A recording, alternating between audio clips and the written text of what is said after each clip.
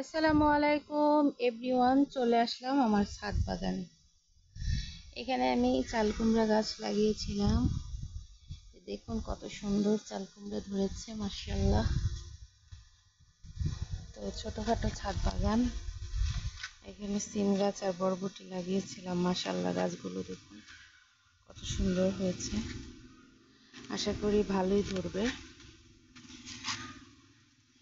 তো কার কার এরকম আমার মতো গাছ লাগাতে ভালো লাগে অবশ্যই জানাবেন। মাশাআল্লাহ, গাছগুলো ভালোই বেড়ে উঠেছে। আমি ছাদ বাগান করব আর কাঁচা লঙ্কা থাকবে না, এটা কোনো কথা? সব সময় আমার ছাদের উপরে কাঁচা লঙ্কার গাছ থাকে কন্টিনিউ, ঠিক আছে। আর এত পরিমাণে ঝাল মরিচগুলো, কি বলবো। এখানে আমি পেঁপের চারা করেছি, নিচে লাগিয়ে দেব। দেখুন আমার গাছগুলো, মাশাআল্লাহ, কত সুন্দর হয়ে উঠেছে। প্রত্যেকটা গাছ আসলে যত্ন করলে সবই রত্ন মিলে, একটা কথা আছে না? তো দেখুন কত সুন্দর করে হয়েছে।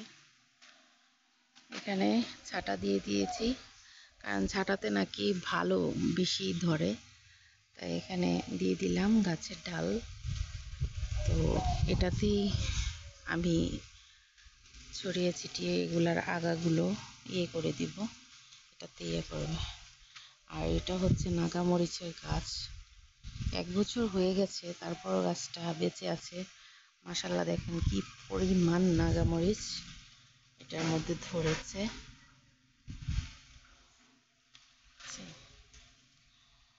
তো এখানে আবার গাছের নিচে আমি বিলাতির ধনা পাতাও করেছি, মাশাআল্লাহ, অনেক সুন্দর হয়েছে। প্রত্যেকটা গাছই মাশাআল্লাহ অনেক সুন্দর হয়েছে।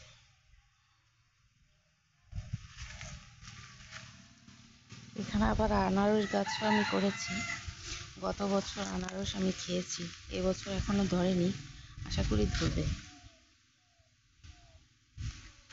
আর এটাকে কে কি বলে আমি জানি না, এটা ওই যে মিষ্টি কুমড়ার মতো লম্বা লম্বা হয়, এটাকে কোয়াশের গাছ বলে না কি বলে, আপনারা কমেন্ট বক্সে জানাবেন। যে এই গাছটাও মাশাআল্লাহ অনেক সুন্দর হয়ে উঠেছে। তা আমি রেগুলার গোড়ায় তরকারি কাটার পর যে খোসাগুলো থাকে এগুলো দিয়ে দিয়েছি। রোদের অনেক তাপ, কি বলবো, অনেক তাপ রোদের। আমি গাছগুলোকে, গাছের ডগাগুলোকে এখানে দিয়ে দিব,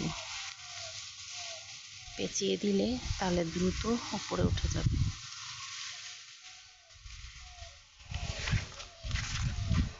বন্ধুরা কি বলবো, যে আসলে নিজের হাতে একটা জিনিস করলে না খুবই ভালো লাগে। যাই হোক, কে আমার মতো এরকম গাছ প্রেমিক আছেন অবশ্যই কমেন্টস করে জানাবেন। আর পরিবেশটা দেখুন, আমাদের চারিদিকে সবুজ আর সবুজ, প্রচুর বাতাস, সবুজ আর সবুজ।